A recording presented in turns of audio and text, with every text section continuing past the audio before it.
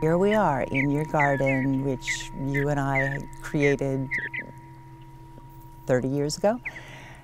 And it evolves just as you evolve, as we all evolve. And living life is what you are, it's what you do. You are art.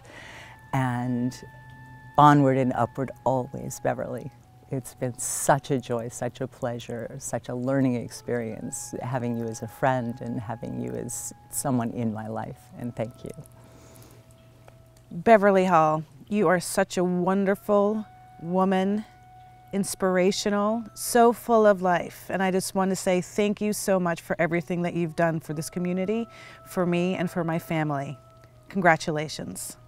You're like this wonderful, juicy vortex that just sucks in everything around you and just makes it better. And I just want to thank you for being you and for all that you do for the community, for the arts, and to enrich all of the lives that you touch. Thank you, Bev.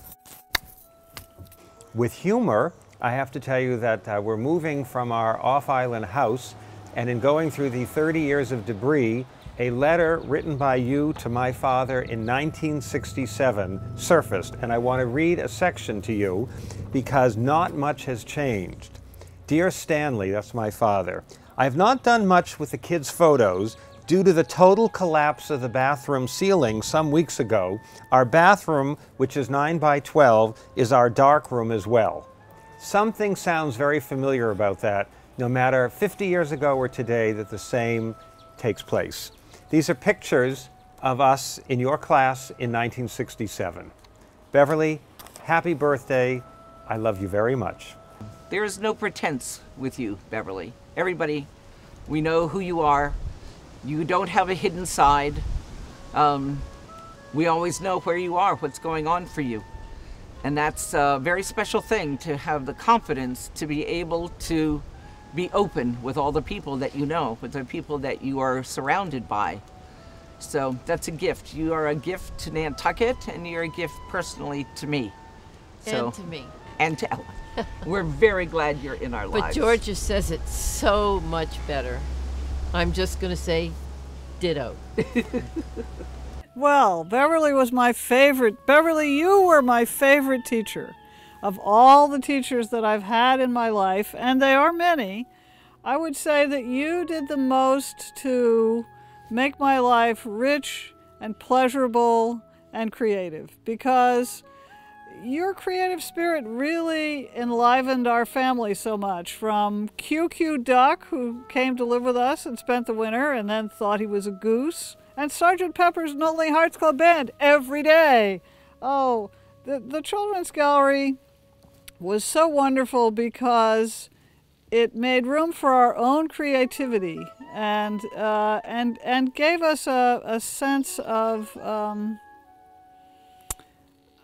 possibility, and that there were always new possibilities. And that, I think, is what has made my life so much better for your being in it. So thank you, Beverly.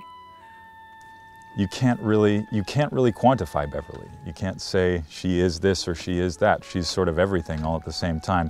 And I guess I'll close with one small quote. Somebody said to me the other day, if you can't fit in, stand out. I don't know how Beverly feels she fits in, but she definitely stands out. Thanks and blessings, Beverly. Love knowing you. All right, so I'm going to actually tell you the Naked Beverly story. So, and I told this at her 70th birthday party, and I told this because there was way too many stories about Beverly making her into the crazy Catwoman, and I kind of had to put an end to it. So I jumped in with my own story. So I met Beverly when I moved to Nantucket full-time, and we became fast friends simply because we're artists, but we also have this love for the West End of Nantucket and Esther Island. And we would swap stories about Esther Island and the characters out here in Nantucket, Mr. Rogers, Millie, who I actually knew quite well. And she'd tell me about her escapades going to Esther with her pals, and just hanging out and frolicking about in the dunes and in the waters. And at that point, the dunes were really quite large. So they were like 30 feet high, and they had these huge crevices, and we would spend our days jumping off the top of the dune into the crater. And it was fun. I mean, come on. So I was probably, I don't know, 6 or 7 years old, and all of a sudden these people started showing up on the island. So we would hide in the dune and spy on them. And so we'd hang out and we'd spy and we'd watch them frolic about and swim and hang out and just be on the beach all day. So it actually gave us another form of entertainment. So fast forward, I move here full time. Beverly and I become friends. And this one day, as we often did, would tell stories, and she starts telling me this story about going to Esther with her friends and hanging around and frolicking about and swimming. And as she's telling me this story, it's like coming back to me kind of like a dream. I'm like, wow, this seems really familiar. I feel like I've heard this before. And then the more she shares, the more I realize, not only do I know this, I actually was there. She's telling me about her experience, and I remember this by watching her and her pals in the dunes. And that's when I realized that Beverly and I have been friends for much longer than either of us had known. So that's my Naked Beverly story. Thank you. You have made yourself a work of art, which is, of course, I think anyone who knows you and loves you will say that is the quintessential Beverly. Of all the people on this island, there are very few I could think deserve this honor more richly deserve the honor that the Arts Council is bestowing on you this evening. Lots of love, Beverly. I am so proud that she's getting an award, the things she deserves. And I know that anybody who knows her, all the people that are probably speaking, are saying, Beverly, we're so lucky you're in our lives, and we can call you friend. Hawthorne once said, I think it was in Scarlet Letter, he said, no man for any considerable period of time can wear one face to himself and the other to the multitude without becoming bewildered as to which may be the true. But I don't think he had women in mind when he said that, and I'm sure he didn't have you in mind, because at one moment you're Hannah, and the next moment you're Beverly, and you're happy with each, and you go home perfectly content at the end of the day and better for it. We're better for your efforts too, and for elevating our thoughts about arts and culture on Nantucket. You've affected the quality of our days tremendously. And that actually goes for David too. What a bonus to get to know David over the years. So best wishes, fair winds, and I'll be waiting to hear how this evening goes as we move into Mendocino, California. Thanks, Beverly. I love you. Beverly, your life is a work of art, and it enriches all of us.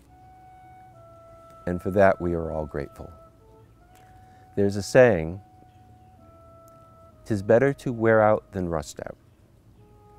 My dear Beverly, there's no rust on you, and there's certainly no sign of showing any wear. So congratulations, my dear, on this well-deserved honor. Beverly has been a tremendous influence on our lives. Her unique sense of fashion and David's influence on men's fashion. It's not about me. Her boundless energy, her lilting voice, her wide-ranging interests, her warmth that makes you want to hug her. It's not about me.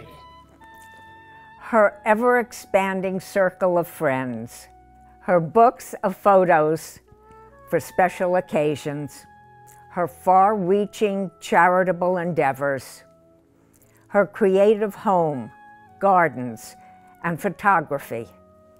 It all adds up to an award-winning individual. It should have been about me. Congratulations, Beverly. So Beverly, years ago when I was on the Arts Council and we were looking for new members, and I thought, I know Beverly through church. I know she would be a wonderful addition with your love and your passion and your enthusiasm for everything. And we asked you to join the board, and with great excitement to us, you accepted. And now here all these years later, you're well deserving of the Merit Award. So congratulations. And so we wish Beverly the best in her receiving of this award. Certainly it is not only she who has done great things for this community, but it is also a reflection of this community's celebration of her work amongst us. And I said, Beverly, tell me a little bit more about your life. And she started unraveling these stories that rivaled any adventure novel I've ever read in my life. I mean, I could have sat there for hours listening to Beverly's stories. And it really demonstrated to me that Beverly is truly a Renaissance woman. And now with this partnership with David, they're probably the most Renaissance couple that I've ever met. They can take the most mundane ritual of everyday life and turn it into an experience, turn it into a once-in-a-lifetime experience. And I just marvel at the creativity that they both bring to everything that they do. One example of Beverly's incredible generosity is she came into my house one day in these fabulous red boots. And I was in love with those boots and admired them lavishly. And sure enough, 3 days later, she hands me a Stop and Shop grocery bag. And inside are these fabulous red boots, which I wear constantly and I love and adore. And that's just symptomatic of Beverly's sensitivity and generosity and gift of friendship. Beverly, I have not been asked to do this, but I'm going to put on my hat made of garbage bags. And with that, I present you a crown that I made because you are queen of this island. I love you very much. You're somebody who celebrates creativity with everything that you do. Your entire life has been devoted to the arts and being creative in every single manifestation of that I can imagine. So all through high school, Gary and I palled around, got in trouble together, and there was always the shadow of his big sister hanging around. And she was getting into her own trouble. I don't want to embarrass her too much, but there was a moment when she disappeared over the border when there was no wall yet with Bill Haley and the Comets. And the family was in an uproar. The State Department was called, and I don't remember the resolution, but I think somebody from the diplomatic corps rescued her and brought her back to the States. I met Beverly oddly enough, the first time I had ever actually come to Nantucket. It was for the occasion of my mother's 70th birthday 35 years ago. And there were a number of my family here, and the family had hired a photographer to memorialize the event. And obviously, unbeknownst to me, the photographer was Beverly. And so that's how we first met. And we have all the photographs, or I have a number of the photographs from that first meeting. Although she doesn't really remember it, I remember it very well. But it was then a 30-year period between the first meeting and our getting reacquainted again. I had become divorced during that period of time. Beverly's husband had passed away, and we met over popovers at St. Paul's Church. And on a January 20th, middle of winter, and I handed them 72 popovers in a laundry bag, which I had taken my dirty laundry out of. I handed them to the first person that came out of the loo, which was Beverly. The meeting was upstairs, which I didn't know. And it was a year to the day from that auspicious occasion of meeting her outside of the loo in St. Paul's basement that we were married in that same building, upstairs, not in the loo. They really are just a perfect couple. Both of them are wonderful collectors of wonderful rare treasures and collectors of wonderful, wonderful friends. And I am eternally grateful to Beverly for really making my brother so happy. Just their love and their joy for life and all that they're doing together is just making this island a happier place. I believe this Merit Award shows our gratitude to Beverly for making all of us more fully human through the arts and through her commitment to the entire community. And so, when we've been friends for 33 years, and it's been a pleasure to know her. Great story. Cut. Beverly, I'm really grateful for you opening the door for me to see that being an artist, in whatever way that means, could be the path to lead a life and find meaning. I've seen that Beverly, as an artist, looks for what is of enduring value. And I've seen that in her photography, one that she took of our family. When we asked her just to take pictures of her children, she took pictures of me with the children singing, in one of those in-between moments. And every day I get to pass by that picture and thank Beverly for being the artist that she is and seeing what is important in life. Well, I think one of the, if not the biggest problem, talking about Beverly, is that one is given to a continuous, unending use of superlatives, which might begin to sound a wee bit unreal, but in reality, Beverly requires nothing but superlatives. So creative and incredibly understanding and open and warm and caring person. I can't think of Nantucket without thinking of Beverly, really. Everyone knows that when you're with Beverly, you are never bored. She is the most generous, giving person that I have ever really met. Incredible inspiration, incredibly generous. Generous soul, a very generous spirit, and I love her. So Beverly, for those of you who know and love her, is a little larger than life. A little is probably the wrong adjective, but Beverly's pesty with that camera. I mean, she really is. She's really pesty, especially with me. It seems that everywhere I go, there she is with that camera. Why don't I take really good candids? I mean, it's okay if I'm just looking into the camera right now, see how great I look, but not candids, you know? I don't like those candids. But nonetheless, she's relentless everywhere I go. So about a week ago, I'm at the dump, right? Oh my gosh, there she is at the dump with the camera. And I was with Reggie. And I said, oh, I don't want to get out of the car. She's there with the camera. And he said, well, you've got to, you know, get rid of the garbage. And I was like, oh man, I don't want to. She's got the camera, Reggie. So, point in fact, here's one. Here's me having a temper tantrum at Bulky Waste. I'm having a complete meltdown. She got that one on film, didn't she? The next one, and Reggie, you are going to kill me for this, but I couldn't resist. Here is the portrait of the artist at the dump. When was the last time any of you, if ever, saw Reggie Levine without his bow tie, without his beautiful vest, without his lovely jacket and his shiny shoes? Yep, here he is. Beverly caught him like this. Paint all over him, sweatshirt. Oh, I know he's killing me right now. But at any rate, there's another one. So I gotta say, in addition to being stylish, strong, creative, unique, inspirational, humorous, talented, adventuresome, outspoken, and remarkable, Beverly, you can be a pest. You can be a pest with that camera. But I love you, and I wish you all the respect and admiration that you're going to have tonight and for the rest of your life. And I have such great admiration for you, Beverly. we love you, Bev, for oh so many reasons, but mostly for being the irresistible you that you are. Congratulations.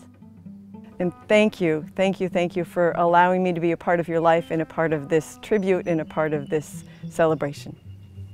I'm honored to call you friend. So thank you, Beverly. A number of people have talked about how lucky Nantucket is to have Beverly. I just want to relate one quick story that you may not be aware of, that this could have all happened to another island. Thank God it happened to ours. Beverly got on a ferry with every intention of going to visit Martha's Vineyard. Fortunately, it was the wrong ferry. She came to Nantucket and fell in love with Nantucket.